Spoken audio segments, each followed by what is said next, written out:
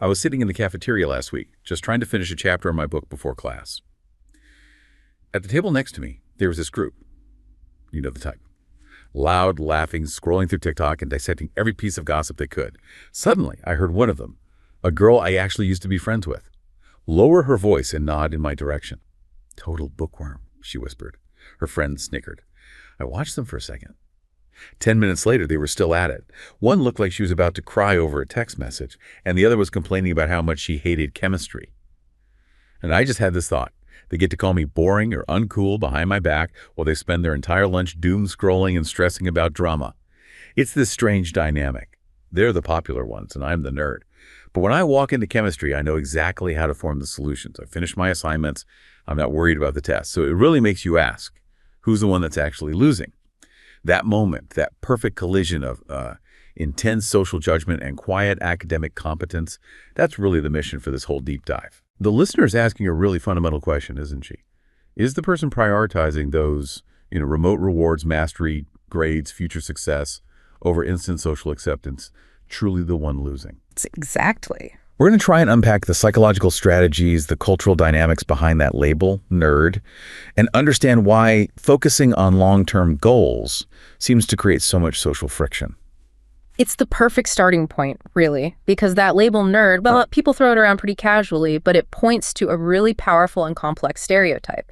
It's deeply rooted in culture, psychology, even economics, you could argue. Right. Understanding what attributes actually define this identity and the psychological mechanisms these people use, that's key to seeing why that dynamic exists and, what real measurable advantages these focused behaviors actually give them in the long run. Okay, let's unpack this figure then. The nerd used to seem like just a schoolyard thing, right? Yeah. But now they're everywhere in media, driving industries. Mm-hmm. We see them portrayed constantly. Hacking computers, solving ridiculously complex crimes, leading tech companies. But you point out the figure we're actually talking about is a stereotype, not a real person you can just, examine under a microscope. That's absolutely right. It's a generalization. It's not some scientific classification. Mm-hmm.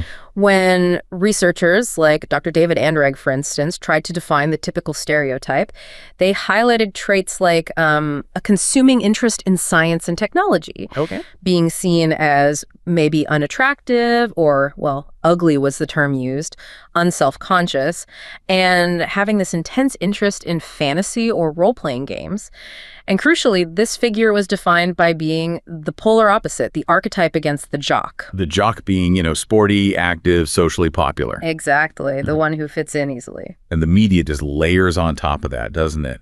The thick glasses, the supposedly bad fashion sense, obsession with obscure trivia, and often this assumption they just can't get a date. Right. And the core issue here is that these are, well, they're two-dimensional generalizations. They're often contradictory even within the stereotype itself. How so? Well, the stereotype often portrays the individual as precocious, ahead of their peers intellectually, but at the same time, somehow immature or socially completely inept, analytical yet devoted to fantasy worlds. The thing is, rarely, if ever, does one single person embody all these contradictory traits all at once. But because the stereotype is so ingrained in our culture, its effects on how people are perceived, how they might be excluded, those effects are very real and quite powerful. It's fascinating, too, how fuzzy the actual origin of the word nerd is. We found, 3 main theories floating around? We did, yeah. There's the earliest known appearance in print, which is Dr. Seuss's If I Ran the Zoo back in 1950. But it's just a name for some fantastical creature. Okay. Then there's the theory that it was maybe drunk, spelled backwards, used as an insult by university students for people who studied too much instead of partying. Huh. Hadn't heard that one as strong. And the third one, this is very specific, is the idea it was an acronym. NERD for Northern Electric Research and Development, supposedly stamped on the pocket protectors their engineers wore. That last one feels a bit like an urban legend, maybe. The Dr. Seuss one is the earliest in print, definitely. But it seems a bit of a stretch that one nonsense word from a kid's book would catch on so fast in its modern meaning. Well, the Oxford English Dictionary did cite the term in its current kind of derogatory sense in Newsweek just a year later, 1951. So the jump was quick somehow. Right. But honestly, regardless of the exact origin story, the term was very quickly adopted as an insult. And its spread into everyday language was, without a doubt, massively accelerated by pop culture. And we have a pretty good idea how that happened, right? It was suggested that the character, the Fonzes from Happy Days, Yeah, yes. The fun. used nerd all the time as an insult. That really cemented it as this derogatory label tied to being socially uncool, and it just spread like wildfire across North America. And that leads us straight into the cultural roots of this whole dynamic, this nerd versus jock thing. It's very, very American. It seems to stem from this really early cultural pushback against European intellectual life. Americans saw it as, stuffy, old-fashioned. So American intellectuals, they consciously tried to define their own culture differently by rejecting that European model and aiming to be, what was the phrase, schooled by nature and practical and inventive and rough and ready. Precisely. So the suspicion, the derision, it was aimed specifically at anyone who seemed too intellectual or preoccupied with gaining, quote, obscure knowledge with no obvious or foreseeable practical applications. If your smarts weren't immediately useful or physical or didn't fit that rugged individualist mold, it was looked down on. That's the idea, which makes the contrast with the UK and Europe really interesting. Over there, intellectual eccentrics, people you might call nerd-like, they were often just sort of accepted. Yeah. Part of the landscape. You mean like historical figures, maybe Horace Walpole, or even fictional ones like Doctor Who, defined by knowing tons of obscure stuff. Exactly. The British eccentric is kind of taken for granted, almost integral to society, not automatically ridiculed in the same way. They weren't fighting that same cultural battle, you see. Okay. Now, in the US, that suspicion actually got more intense in the 1980s with the rise of personal computers. There's this real cultural anxiety, a fear that kids were interacting unnaturally with machines. Right, the fear of the screen replacing outdoor play. Yes, and that the sort of natural outdoor child was being replaced by one who was cooped up, controlled by technology. And tied into that was the fear of kids having this secret esoteric knowledge, right? Like coding, how systems work. Yeah. Knowledge that was outside the adult's control. Totally. That suspicion towards the machine ultimately kind of tainted the identity of the people who really embraced it early on. But then, the economy started to shift dramatically.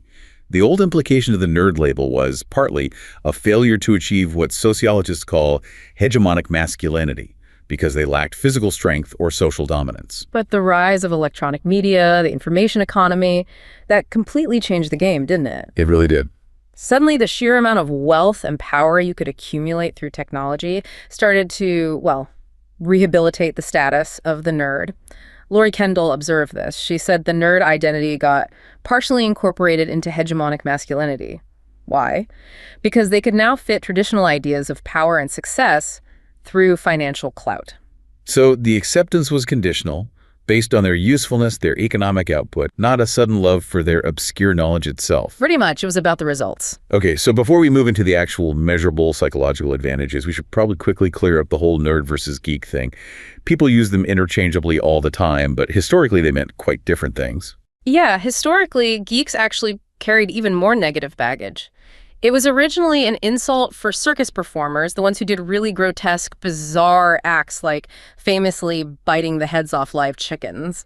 Wow. So it kept those connotations of being outlandish, bizarre. That definitely gives geeks a different, much darker flavor than the sort of bookworm idea of nerd. And while, definitions change, people have tried to draw lines. John Katz back in the 90s suggested nerds were the socially awkward techie builders, the ones patching wires.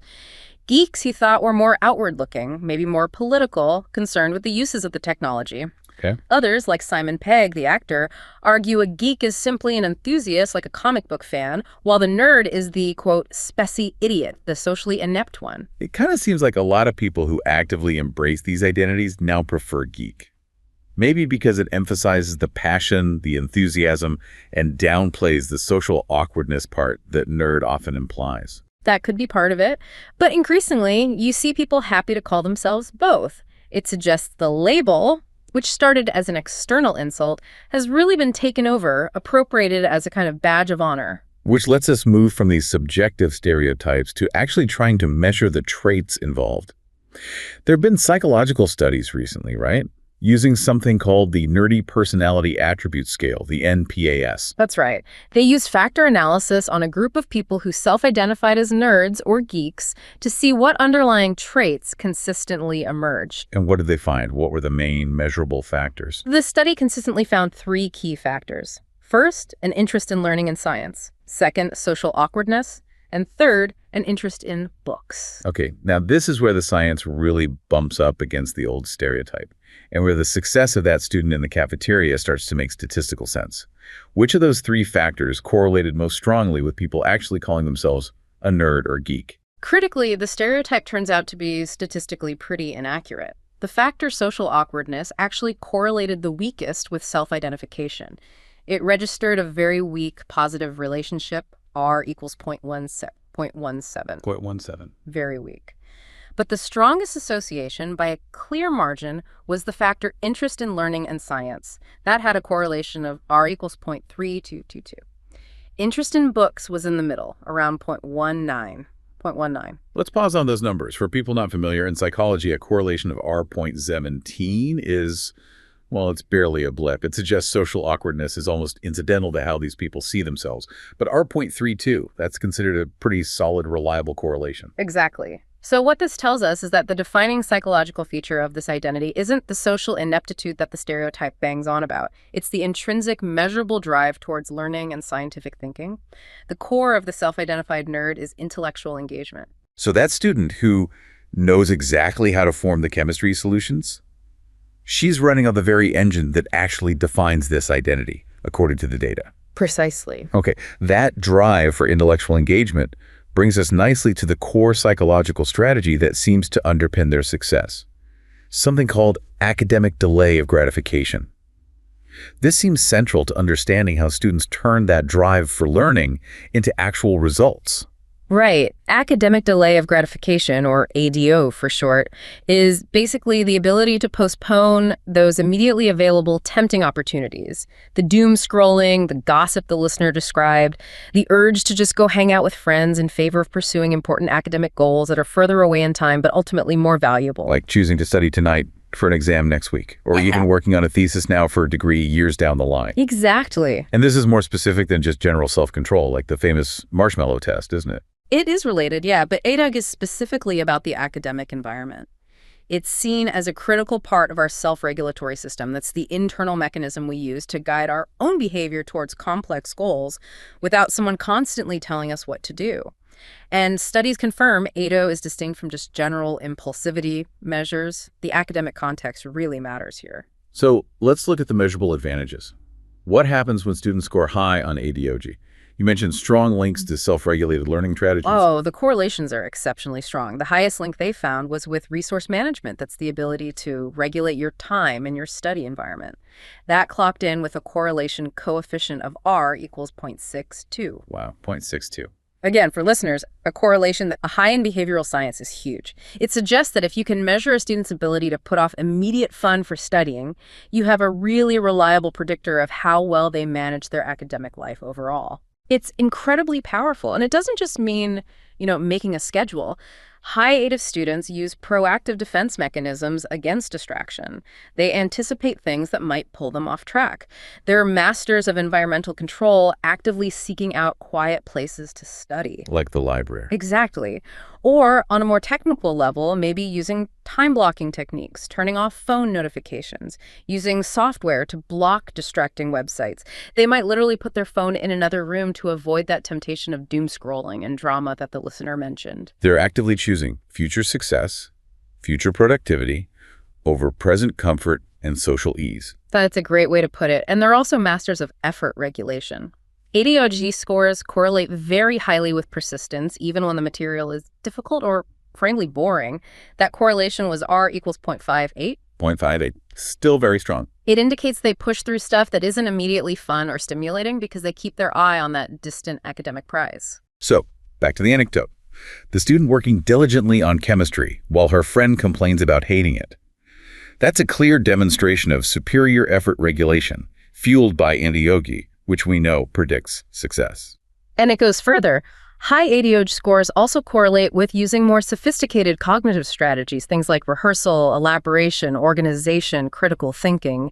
And on the motivational side, it's linked to higher self-efficacy, that's believing in your own ability to succeed, and also higher intrinsic task value, meaning they genuinely find the subject matter valuable or interesting for its own sake. So they're driven by both curiosity and the desire for the good grade, the future goal. Often, yes. Both intrinsic and extrinsic motivations seem to be higher.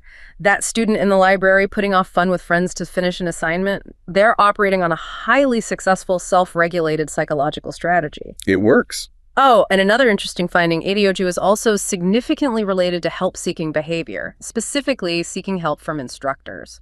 It's interesting. Why is that important? Because seeking help when you're stuck is a crucial learning strategy. The high A-day student is apparently confident enough to approach teachers or professors and ask for clarification or assistance to make sure they perform well. They see asking for help as a way to facilitate learning, not as admitting weakness. Okay, so this ability to delay gratification, this ADOG, is clearly a massive asset for academic success. But intelligence and intense academic focus, they aren't without their own unique psychological costs, their vulnerabilities, right? It's not always a smooth path. That's a really critical point to make. Yes, giftedness is an asset, but gifted students face the same life challenges as anyone else: pain, loss, anxiety, stress, depression. And tragically, their needs are often overlooked precisely because they're doing well academically. Everyone just assumes they're fine. So the risks they face can include things like social difficulties, feeling isolated, depression, and sometimes even underachievement, which seems counterintuitive. Yes, underachievement can happen, and it often stems from social or emotional factors, or sometimes just from a complete lack of challenge in their schoolwork, leading to boredom and disengagement. And one key strain you mentioned they often face is perfectionism. Right, because they often apply such intensity to their area of ability that drive can sometimes curdle into perfectionism. It's usually defined as having both this intense desire to be perfect and also a paralyzing fear of being imperfect. When does that cross the line? When does that desire for excellence become, actively self-sabotaging? It becomes disabling or dysfunctional when it leads to intense anxiety and actually causes underachievement. For example, a student with dysfunctional perfectionism might refuse to hand in an assignment unless they think it's absolutely flawless. Which means they hand it in late, or maybe not at all. Exactly. And then, when their inevitably unrealistic expectations aren't met because nothing is ever truly perfect, it can cause severe feelings of worthlessness, even depression. Let's maybe look at the thinking patterns behind that, perhaps from a cognitive behavioral therapy or CBT perspective. We could use a common example, maybe. Say a student gets an 89%, a B plus A on a big paper. How would these dysfunctional patterns show up? Okay, good example. First, they often engage in dichotomous thinking, all or none thinking. That paper is either perfect, an A plus A, or it's a complete failure. There's no middle ground. So the B plus means I am an absolute failure. Ouch. Okay, what's the second element? The second is transforming wants into musts. So the healthy desire to do well, I'd like to get an A, transforms into this rigid, non-negotiable demand. I must get a perfect score, otherwise my worth as a person is zero. That creates incredible crippling pressure. And finally, they don't even acknowledge what they did achieve. Right. The third element is focusing only on unmet goals. The student will dwell exclusively on those 11 points they missed out of 100. They won't acknowledge or celebrate the 89 points they actually earned. Their internal monologue is just focused entirely on the perceived shortfall. So interventions, like CBT, have to target those negative thought patterns directly. Correct. CBT aims to help the student challenge those negative, often inaccurate thoughts and replace them with more helpful, realistic self-talk. And therapies like solution-focused brief therapy can complement that by really emphasizing the student's strengths, helping them separate their inherent value as a person from their academic performance. Now, there's a completely different kind of challenge that high-ability students can face, something called asynchronous development. What's that about? Yeah, this one's tricky.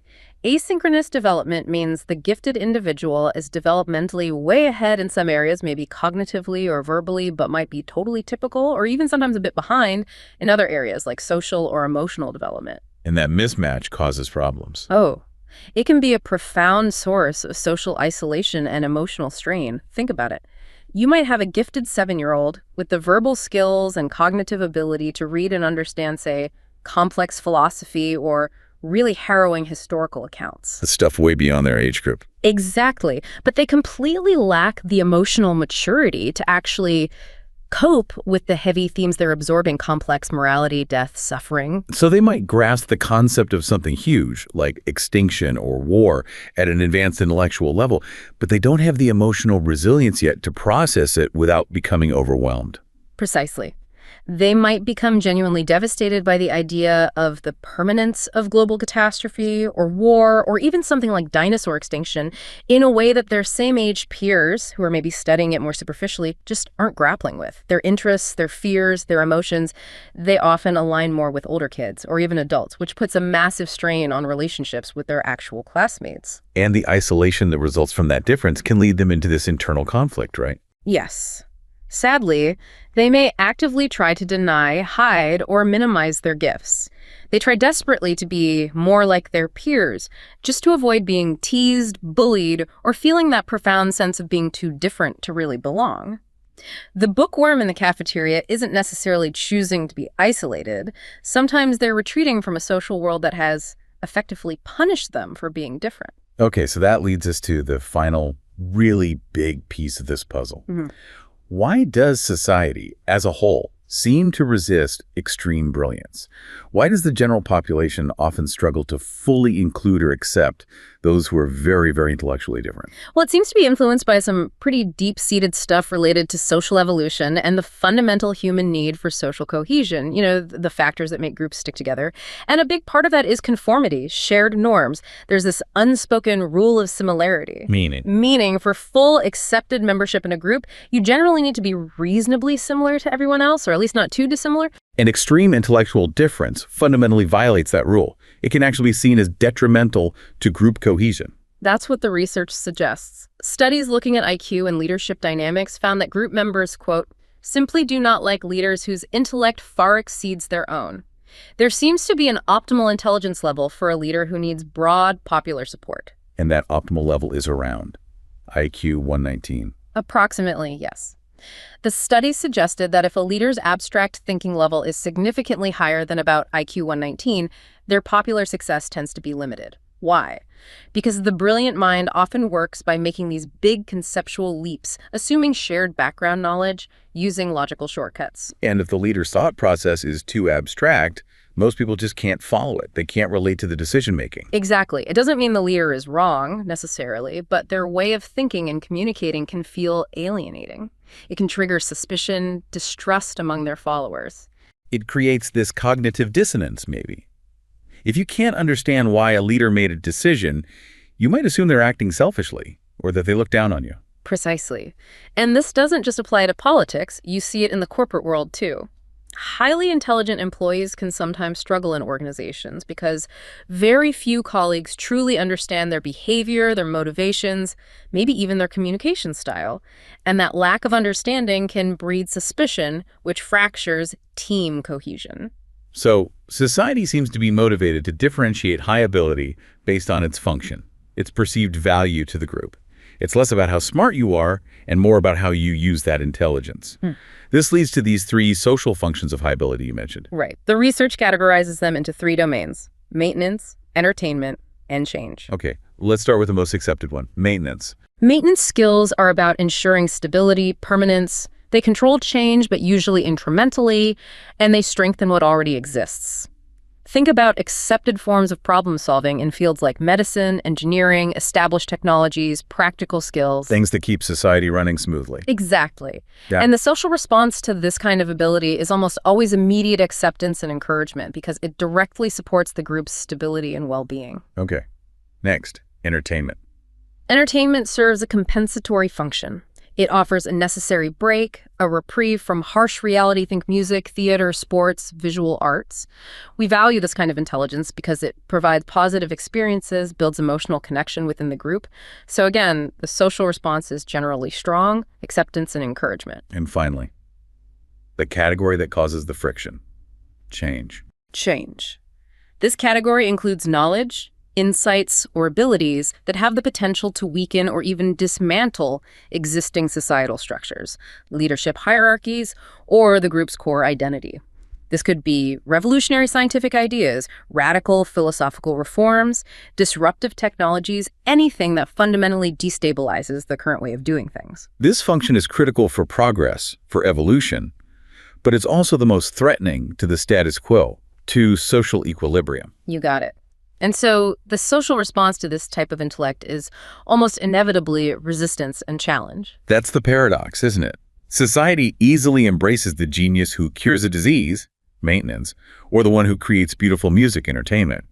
But it actively resists the genius whose ideas might force fundamental change. It really is. As the psychologist Leda Hollingworth pointed out way back in the 1940s, highly gifted people often struggle partly because they fail to realize that most other human beings are inherently very different from themselves in how they think and what motivates them. They assume others think like they do. They often believe others can and should enjoy the same kind of intellectual rigor and complex reasoning that they themselves enjoy. They don't always grasp the deep-seated aversion that the majority can have towards significant intellectual deviation. And that lack of understanding can make their own journey incredibly painful and challenging. So circling all the way back to that opening anecdote, that tension the listener felt being judged as uncool for studying while others doom scroll. It's rooted in these really deep psychological and social dynamics. It's not just trivial high school stuff. No, it really represents a clash between two opposing systems in a way. You have the individual who is pursuing a highly successful, self-regulated strategy underpinned by academic delay of gratification, which we know is the engine of long-term achievement. Right. And then you have the peer group, which is perhaps unconsciously enacting society's default response to intellectual difference when it's perceived as too dissimilar, maybe even threatening to the immediate cohesion of their social group. So the thing that gets labeled boring, that quiet pursuit of knowledge, is actually a demonstration of a superior self-regulatory strategy. It's a powerful predictor of future advantage. Absolutely. But ultimately, the intellectually gifted individual has to recognize that society's full acceptance, well, it isn't guaranteed, especially for those whose ideas or ways of being nudge towards fundamental change. Their profound abilities, their abstract insights, they inevitably create friction within existing social dynamics. So the biggest personal challenge for them isn't necessarily mastering chemistry or coding or whatever their field is, Important as those are. but mastering how to navigate a world that is often inherently uncomfortable with extreme intellectual difference. That's really the core of it. They need to gain a deep, perhaps even empathetic understanding of themselves and learn how to interact and communicate effectively with others who operate outside their own typical range of complex, abstract thought. Learning how to bridge that cognitive gap that remains the most demanding and maybe the most important personal developmental task facing the intellectually focused learner.